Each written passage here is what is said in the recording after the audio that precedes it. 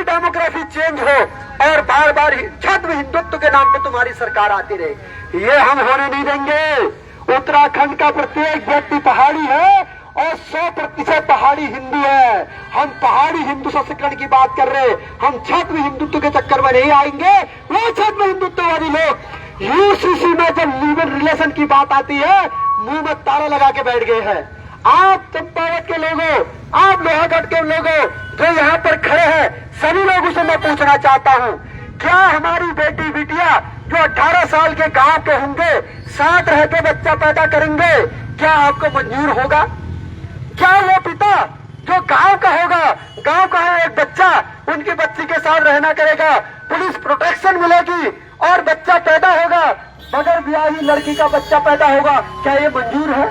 ये हमारे पहाड़ी हिंदू के रीति रिवाज के ऊपर कुठाराघात है, हमारे परिवारों को तहस नहस करने की नीति है।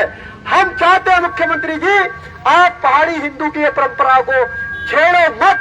हम 16 संस्कार करते हैं अपने बच्चों के, उन 16 संस्कारों में विवाह भी एक संस्कार है। हमारा बच्चा किसी लड़की को पसंद कर देता है, कोई लड़का लड़की को पसंद कर देता है, उसके बावजूद हमारे माँ बाप उसकी कुंडली मिलाते हैं, शादी तय करते हैं, डेट तय करते हैं, पंडित जी आते हैं, फेरे होते हैं, उसके बाद उसको विवाह संस्कार माना जाता है। मगर आप क्या कहने जा रहे हैं कि 18 साल का लड़का, 18 साल की लड़की एक साल रहने लग जाएंगे और उनको पुलिस का प्रोटेक्शन दिया जाएगा? क्या ये प्रथा हमारी है? हम पहाड़ के लोग, गांव के सारे चाचा, हम रिश्ते खत्म हो जाएंगे। कौन चाचा होगा, कौन पापा होगा, कौन मामा होगा, कौन जीजा होगा, कौन साला होगा, जब गांव का ही बच्चा गांव की बच्ची के साथ खेलने लगेगा? बाहर की बात हम क्या करें? बाहर के लोग तो लव जिहाद के नाम पे हमें लूट ही रहे हैं। बाहर के लोग लव जिहाद के नाम पर हमारी महिलाओं, हमारी बहुआ, हमारे बच्चों के साथ खिलवाड़ कर ही रहे हैं। जब अपनी सनातन कहने वाले लोग, सनातनियों की सरकार हमारे पहाड़ के लोगों के अंदर तनातनी पैदा करने लग गए हैं, तनातनी होने लग जाएगी, तलवारें खींचने लग जाएंगे, तो कहाँ हमारे रिश्ते रह जाएंगे, कहाँ हमारा परिवार रह जाएगा?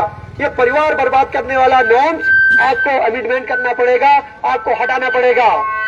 विधानसभा में जो हमारे साथ कुकृत्य किया गया है प्रेमचंद अग्रवाल के नाम व्यक्ति ने, और उसका जो उनको बल दिया गया इनका प्रदेश अध्यक्ष महेंद्र भट्ट के द्वारा, और सुबोध उनियाल जी जो अपने आप को बिहार का बता रहे हैं, मैं उनसे डिबेट करने को तैयार हूं। मैं इतिहास और आर्काइवल में ताम्र पत्र लेके आया हूं। मैं उनको बता दूंगा कि पहाड़ी कौन होते हैं।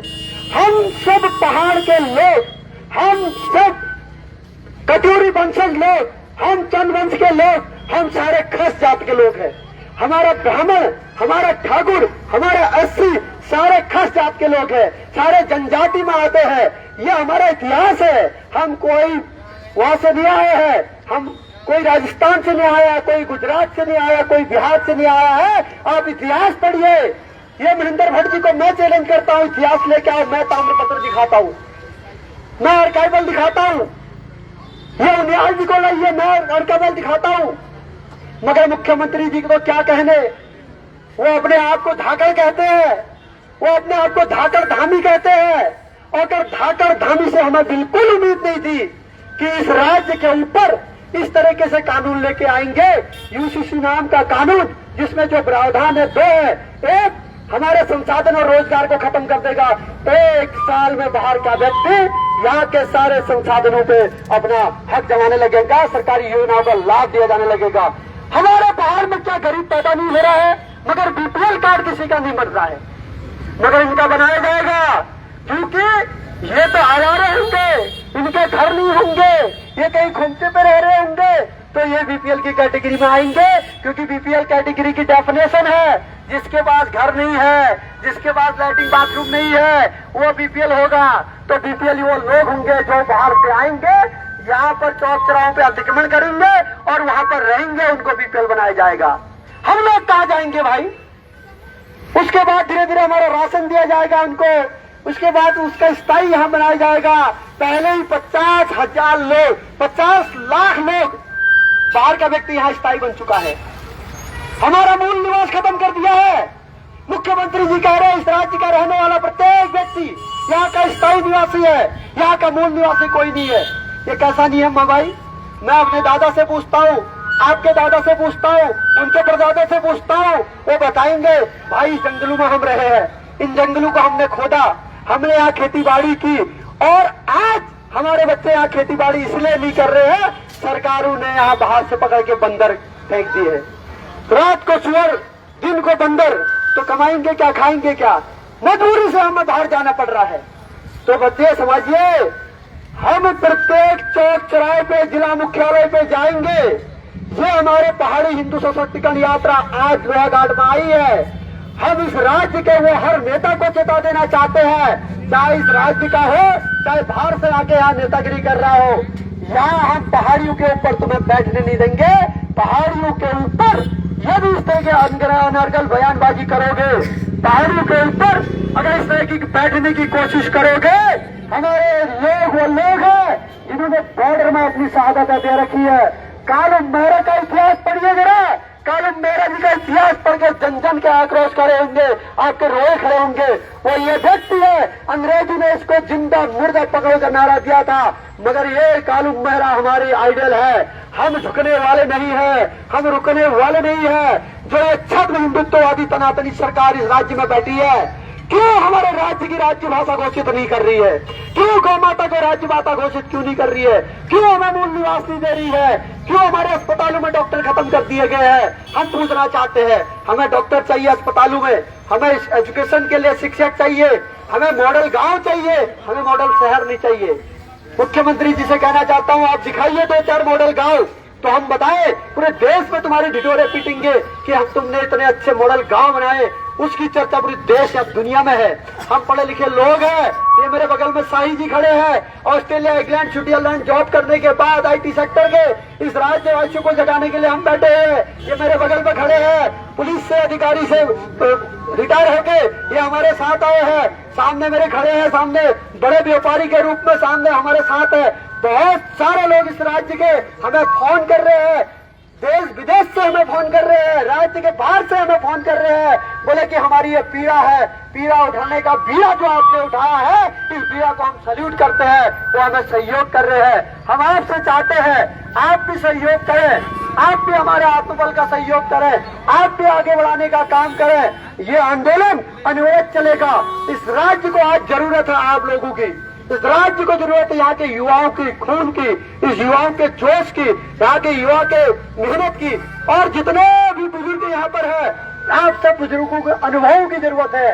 जितने भी पत्रकार जनपद की पत्रकारिता करते हैं, आपका जो अनुभव है वो अनुभव की जरूरत है। आपने करीब से देखा है राजनीतिक लोगों को, राजनीति को देखा है, कौन कितना गलत है, कौन कितना तैर रहा है, कौन कितना डूब रहा है, ये आपको मालूम है। आप अपना अनुभव हमें शेयर करिए, आप अपना व्हाट्सएप नंबर हमें दीजिए, हम सारी गतिविधियां आपको देंगे। इस राज्य को इन बाहर के लोगों से मुक्त करने का हमने अभी गोलजू मंदिर में शपथ ले रखी है। इस शपथ के साथ हम चले हैं और इस राज्यवासियों को प्रत्येक गांव तक हम अलग जगाएंगे कि हम प्रयास करेंगे। और हमें 100% अपने गोलजू पे विश्वास है, वो न्यायकारी देवता है। न्याय करेंगे और न्याय होगा, और न्याय के पथ पर हर व्यक्ति चलेगा। इस राज्य की इस तरीके की बेइज्जती हम सब बिल्कुल नहीं सही करेंगे। मेरे बीच में है हमारे यात्रा संयोजक श्री शाही जी। मैं आपसे कहना चाहता हूँ, आप 2 बात रखिए, और कैसे कैसे यात्रा आगे हमारी बढ़ेगी वो भी विवरण बताइए। साथियों, आज का दिन हमने इस यात्रा को जैसे चंपावत के श्री गोलजू महाराज मंदिर से आरंभ किया है। मैं आपको बता दूं कि ये पूरी यात्रा कुमाऊं के हर जिला केंद्र, हर नगर और हर कस्बे तक जाएगी। हम हर कुमाऊं के व्यक्ति के घर जाएंगे, परिवार तक जाएंगे, युवा लड़के लड़कियों तक जाएंगे। उनको हम बताएंगे कि ये पहाड़ी हिंदू सशक्तिकरण क्यों आवश्यक है।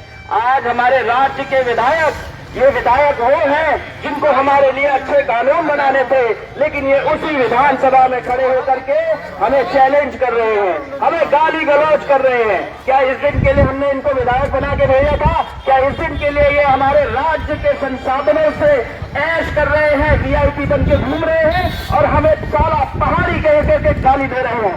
ऐसे काले शब्दों वाले, ऐसे गंदी गाली देने वाले नेताओं का हम सब पहाड़ी हिंदू बहिष्कार करते हैं।